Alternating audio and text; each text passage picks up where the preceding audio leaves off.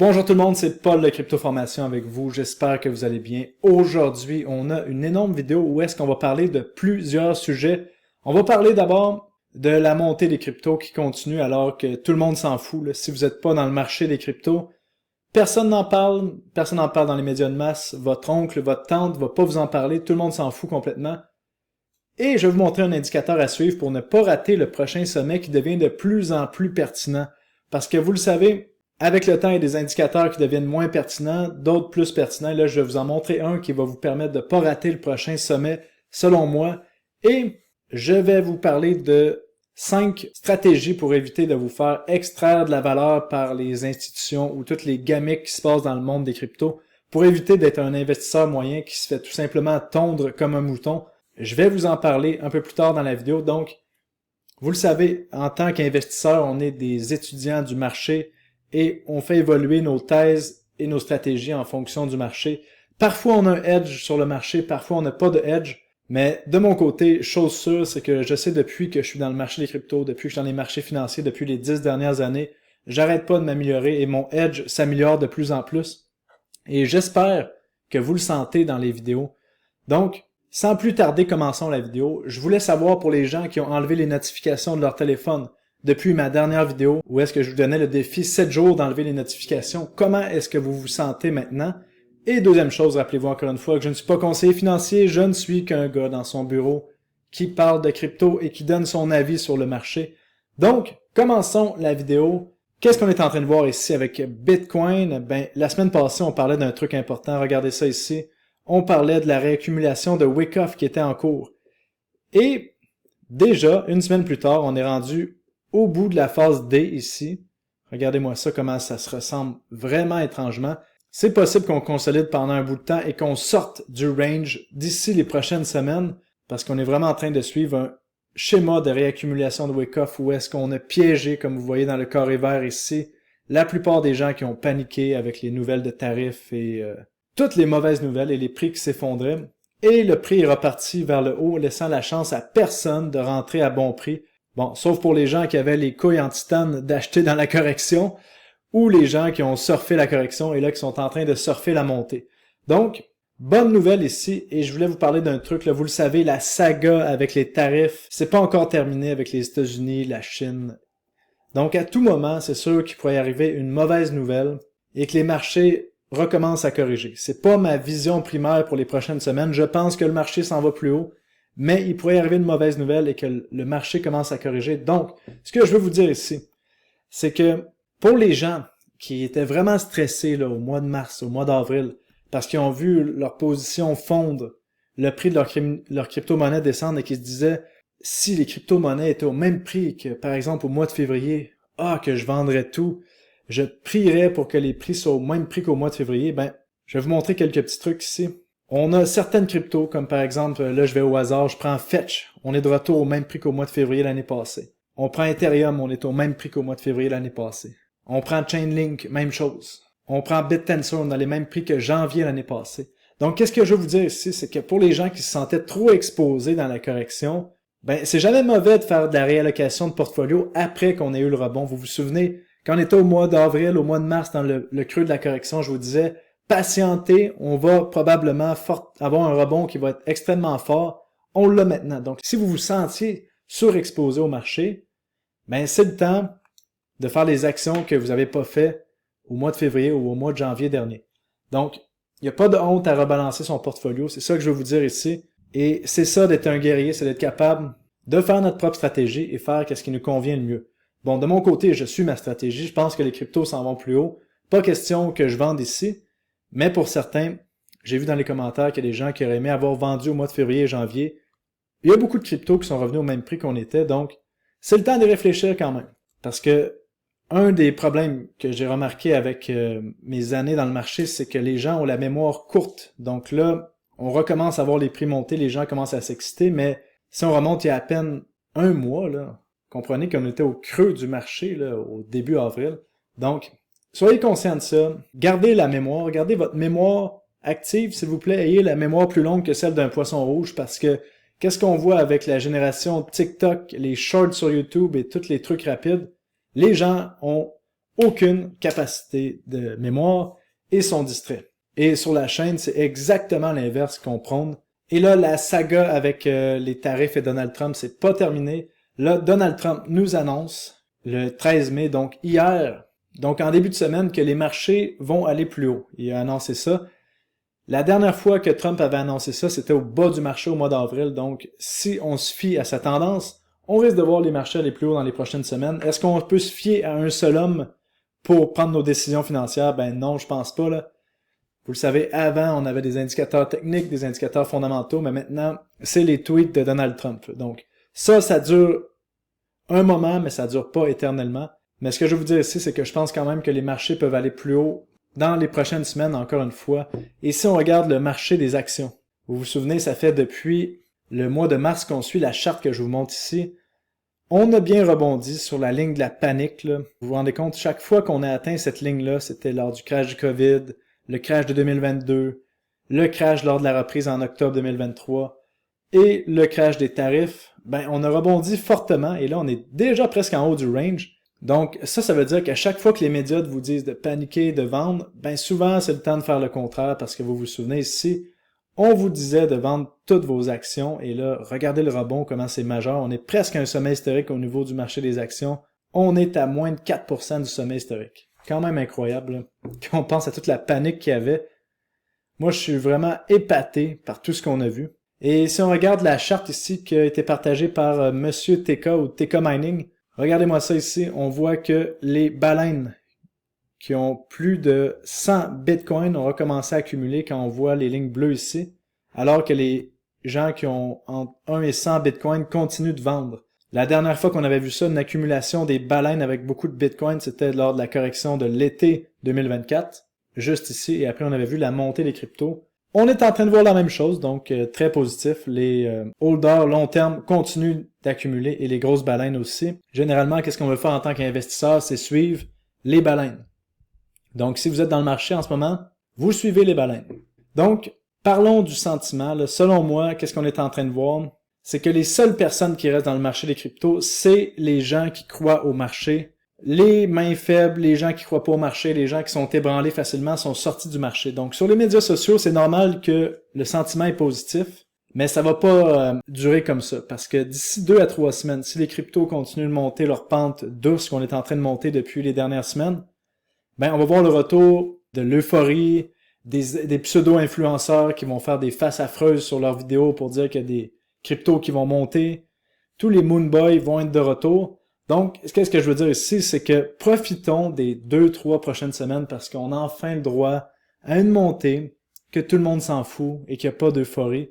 Donc, profitez-en sérieusement parce que ça fait du bien puis c'est rare que ça arrive dans le marché. Donc, en ce moment, on est dans la phase de marché où est-ce qu'on est en train de préparer la saison des altcoins. Parce que regardez-moi ça ici, on voit Ethereum qui est le chef d'orchestre des altcoins qui a réintégré son range de 2024. Et que rapidement, si les choses continuent comme ça, on pourrait avoir un Ethereum autour des 4000 $ pour le mois de juin. Parce que là, Ethereum, vous voyez ici, a attrapé, encore une fois, tous les gens qui ont paniqué, peut-être avec raison, là, parce qu'on voyait la correction d'Ethereum, c'était quand même un truc qui était vraiment pas joli, une correction en ligne droite. Et puis, on monte en ligne droite. Donc, là, on est dans la phase, ça va vite, ça commence à remonter, mais c'est encore le temps d'acheter selon moi. Dans à peu près, je dirais 2 à 3 semaines, on va arriver dans la phase où est-ce que dans les commentaires, il va être écrit « Paul, est-ce trop tard pour acheter tel crypto? Est-ce trop tard pour acheter tel narratif? » Puis, à peu près dans, je dirais 2 mois, on va entrer dans la phase « Paul, trouve-nous la nouvelle pépite qui peut faire x10 parce que BitTensor vient de faire x10, donc moi... J'ai pas été là quand BitTensor a fait x10, donc tu dois me trouver une nouvelle pépite qui va faire x10, et c'est là que je vais vous dire, les gars, moi je dégage du marché, là, parce que selon moi, dans les prochaines semaines, on va être bien avancé dans le cycle et ça va être le temps de prendre des profits. Bref, on se tiendra au courant sur la chaîne ici, parce que quand on arrive au moment où est-ce que tout le monde dit la pépite, ben on est dans l'hyper-spéculation. Donc, profitons des 2-3 prochaines semaines où est-ce qu'il n'y aura pas trop d'euphorie et pas d'emmerdeurs, et puis bon, d'ici 2 à 3 semaines, si les cryptos continuent de monter, on va avoir le retour de tous les emmerdeurs qui vont nous parler de la prochaine pépite et des concepts dégueulasses. Justement, on va parler d'une pépite, entre guillemets, dans les prochaines minutes. Mais ce que je veux vous dire ici, c'est qu'on va aller voir l'indicateur de sommet que je vous parle aujourd'hui. Donc, c'est quoi notre indicateur de sommet qui est de plus en plus pertinent dans le monde des cryptos? Ben, c'est l'analyse sociale et je vais vous donner 3 outils ultimes pour déterminer quand est-ce que c'est les sommets de marché. Premièrement, il y a Google Trends. Si vous tapez le mot Bitcoin ici, on a parlé la semaine passée et on en parle depuis des années sur la chaîne ici. Regardez, on a en ce moment personne qui cherche le mot Bitcoin, alors que Bitcoin est pratiquement à son sommet historique. La dernière fois que Bitcoin était à plus de 100 000 $, les recherches étaient ici à 77%. Donc, si je fais un copier-coller de la charte qu'on voit ici, que je la superpose sur Bitcoin, remarquez ici qu'à chaque fois qu'on atteint des pics, comme au mois de mars-avril 2024, c'était juste avant la correction de mi-cycle, on avait un pic des recherches du mot Bitcoin. Même chose lors de la montée de 2021. Et on a la même chose ici lors des corrections. Donc, qu'est-ce que ça veut dire ici? C'est qu'on a beaucoup de place pour monter tant et aussi longtemps que les recherches du mot Bitcoin ne vont pas monter parce que le retail, les investisseurs moyens cherchent sur Google. Et quand est-ce qu'ils vont chercher sur Google? Ben, c'est lorsque les médias de masse vont leur dire que c'est le temps d'acheter du Bitcoin. Et on n'est pas rendu là. Et là, vous me dites, mais Paul, maintenant il y a ChatGPT, tout le monde fait leur recherche sur ChatGPT. Ben non, ça c'est pas vrai. Google Trends est encore un outil vraiment pertinent. Je vous donne la preuve ici. J'ai demandé à ChatGPT combien de pourcentage de gens utilisent ChatGPT, mais en fait combien Google a perdu de parts de marché depuis l'arrivée de ChatGPT en 2022. Donc Google avait 93% des parts de marché en 2022 et maintenant en avril 2025, 89,66% des recherches se font par Google. Donc, je pense que il n'y a aucun doute sur l'indicateur de Google Trends ici. Et si vous voulez savoir quand sortir du marché, ben, il y a cet indicateur-là que vous pouvez coupler avec un autre indicateur qui, d'ailleurs, c'est un indicateur qu'on surveille énormément dans Crypto Recherche, mon groupe privé, où est-ce que vous avez tous les signaux, justement, dans les rapports de charte ici, qu'on présente tous les lundis. Donc, si on va sur blockunity.io, eh bien, il y a un indicateur de sommet de marché qu'on a développé et je vais vous montrer la section sociale ici. À chaque fois que le score social atteint des zones de plus de 70%, ben, c'est les sommets de marché. Comme remarquez ici, sommet de marché lorsque Bitcoin avait atteint les 100 000, l'indicateur social avait atteint le sommet de marché lorsque Bitcoin avait atteint les 74 000 en 2014. Même chose, l'indicateur social avait flashé lorsqu'on avait atteint le sommet en octobre-novembre 2021. Puis il devient de plus en plus précis, parce qu'avant, on n'avait pas autant de données. Donc ça, c'est vraiment intéressant à comprendre. L'indicateur social, en fait, c'est un regroupement de plusieurs données. Là. Donc si on va sur tout ce qui est la partie sociale sur Blockunity, on voit ici sur YouTube le nombre de nouveaux abonnés. Donc, plus que de nouveaux abonnés, quand il y a des spikes de nouveaux abonnés, souvent c'est le temps de dégager. Donc des nouveaux abonnés sur des chaînes YouTube qu'on suit. Donc regardez, quand on a eu des spikes ici, en termes de nouveaux abonnés, c'était vraiment très près du sommet de Bitcoin. On a eu des spikes de nouveaux abonnés ici en mars 2024. C'était près du sommet de Bitcoin et des cryptos avant une correction sur les altcoins de plus de 60-70%. Même chose en 2021. Donc ça, c'est des outils à suivre. Donc vous pouvez vous abonner à Blockunity. Si vous voulez pas vous abonner à Blockunity, vous pouvez le faire vous-même gratuitement, mais vous n'avez pas le regroupement de tous les YouTubers et les comptes Twitter. Vous pouvez aller sur Social Blades ici et regardez si vous écrivez par exemple un créateur de contenu comme Altcoin Daily. Si vous descendez ici, vous voyez qu'il y a eu des spikes de nouveaux abonnés au mois de mars 2024, juste avant la correction de Bitcoin, et il y a eu des spikes de nouveaux abonnés en novembre-décembre 2024. Donc comprenez que c'est comme ça que ça marche. Si vous allez voir votre créateur de contenu préféré comme Paul Crypto Formation, qui est moi, vous descendez ici au nombre de nouveaux abonnés. Et regardez ici, il y a eu un spike de nouveaux abonnés en mars 2024, juste avant la correction, et il y a eu un spike de nouveaux abonnés en novembre 2024, juste avant la correction. Donc, on va suivre de plus en plus ces indicateurs-là, et ça va nous permettre de voir quand est-ce que les nouveaux arrivent et quand est-ce que c'est potentiellement le temps de prendre des profits avec l'indicateur social. Donc, si on revient sur la charte d'Ethereum, bon, je vous l'ai dit, au mois de mars, je pense qu'on avait vu une manipulation vers le bas, et là on voit une manipulation vers le haut parce que c'est ça une réaccumulation de wake-off, tout simplement. On essaie de sortir le plus de gens possible, et après ça on leur laisse pas la chance de rentrer au même prix qu'ils ont vendu. Donc, on est toujours sur le chemin vers des nouveaux sommets historiques, vers beaucoup de gains au niveau des altcoins. Donc, assurez-vous de tenir vos altcoins les plus solides. Si vous voulez savoir c'est quels mes altcoins préférés, ben, allez voir mes vidéos précédentes. Ça reste les mêmes, ça reste les leaders de catégorie. Et d'ailleurs, vous pouvez même aller voir ma vidéo précédente, juste ici, où est-ce que je vous montre 6 altcoins à très faible risque, qui risquent de bien monter pour la suite des choses. C'est sûr que j'ai pas présenté tous les altcoins, comme par exemple Fetch, Akash, ARSR, restent dans mes crypto-monnaies préférées. J'ai présenté seulement les crypto-monnaies qui avaient le moins de risques, avec les plus solides fondamentaux. Maintenant, je vais vous partager une belle nouvelle. Vous savez que Coinbase vient de rejoindre le S&P 500. Ça, c'est une nouvelle majeure. Je ne sais pas si vous vous rendez compte de ce que ça veut dire ici. Coinbase, c'est la première compagnie crypto au monde à rejoindre le S&P 500. S&P 500, c'est quoi? C'est le regroupement des 500 plus grosses entreprises américaines. C'est l'index qui est le plus suivi à travers le monde. Et c'est l'index que tous les fonds de retraite achètent semaine après semaine. Donc, qu'est-ce que ça veut dire? C'est qu'à chaque fois que quelqu'un achète du S&P 500 à partir de maintenant, il achète des parties de Coinbase. Et je vous rappelle que Coinbase fait partie de mon portfolio de crypto depuis que la SEC a attaqué Coinbase ici autour des 50$. Et là, on a vu Coinbase sur la nouvelle qui rejoignait le S&P 500 nous faire un bond en à peine une journée là, de 26%. Donc, profitons-en. Ça va profiter à tout l'écosystème crypto. Ça va profiter au fait que lorsque Galaxy va être listé sur le Nasdaq, on va aller plus haut beaucoup plus rapidement. Donc, excellente nouvelle ici. Maintenant, pour terminer la vidéo, je vais vous parler de comment ne pas être un investisseur moyen, ne pas être un mouton qui se fait tondre. Donc, j'imagine que si vous écoutez la chaîne ici, vous êtes des guerriers, vous n'êtes pas des moutons, mais peut-être que vous avez des parties de votre psychologie qui sont encore dans l'esprit de l'investisseur moyen mouton, et c'est pour ça que je veux les adresser ici, pour être sûr que vous ne vous fassiez pas avoir dans la prochaine montée, parce qu'il y a beaucoup de pièges qui sont devant nous. Donc, commençons avec le premier piège des moutons. C'est quoi? C'est qu'ils sont toujours en retard sur le marché. Donc, c'est toujours les gens qui arrivent après, quand la télé commence à en parler, quand 80% du mouvement est fait.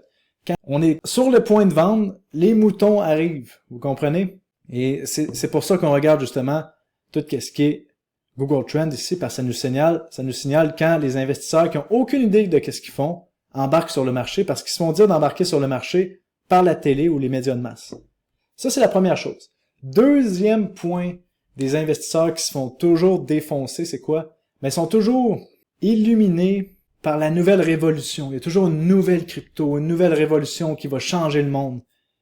Et ça, c'est le piège de l'objet brillant. On est toujours en train de fixer le nouvel objet brillant qui peut faire x100. Malheureusement, en crypto, il y a des merdes qui sont des objets brillants qui peuvent faire x100, mais le problème, c'est que vous n'êtes pas dans la clique et vous arrivez en retard et vous êtes les gens qui achètent pendant que les gens prennent des profits. Donc, un exemple de nouvel objet brillant que les gens pensent que c'est extraordinaire, c'est la crypto-monnaie ici, Launchcoin on Believe. Qu'est-ce que c'est? Là, les gens s'excitent. C'est un nouveau concept, Paul. Tu comprends pas. Ça va changer le monde. Après avoir lu, après avoir fait les recherches, on se rend compte que c'est un launchpad, comme tous les autres launchpads qu'on a vus précédemment, sauf avec quelques concepts un peu différents, qui vous obligent à acheter leur token pour pouvoir participer aux projets qui sont lancés sur leur plateforme. Ça, c'est le même concept qu'on voit depuis 2017, sauf qu'il est réinventé avec une petite twist. Et là, qu'est-ce qu'on a vu? Ben, on a vu Launchcoin on Believe faire, regardez ça, 115 000% depuis le 13 mars. Donc, le 13 mars, c'était ici. Donc, en à peine 2 mois, on a fait 115 000%. On parle de fois 1000.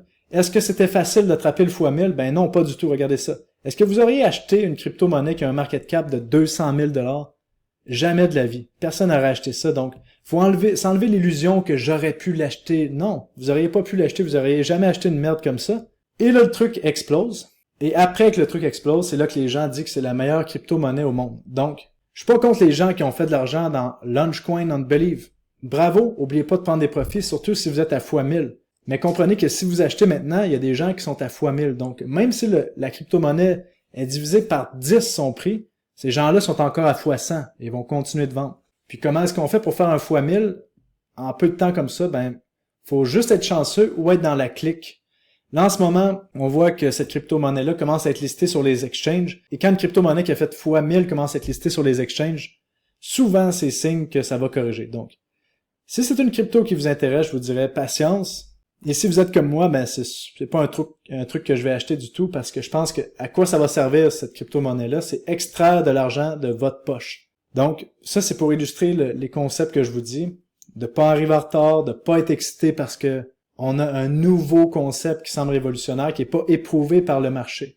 Là, c'est loin d'être éprouvé par le marché et il faut être prudent avec ça. Troisième point qui font que les investisseurs moyens font pas d'argent, ben, c'est que justement, ils ont besoin de validation sociale pour investir. Il faut que les gens soient d'accord avec eux. Et comprenez qu'en ce moment, mais surtout lorsqu'on était au mois de mars-avril, on n'avait aucune validation sociale. Moi, quand je disais que je pensais que le marché allait rebondir fortement, je me faisais insulter. J'ai eu des centaines de commentaires d'insultes. J'ai jamais vu ça de ma vie, me faire insulter autant. Alors que finalement, vous voyez, c'est exactement ce qui s'est passé. On rebondit, on fait de l'argent.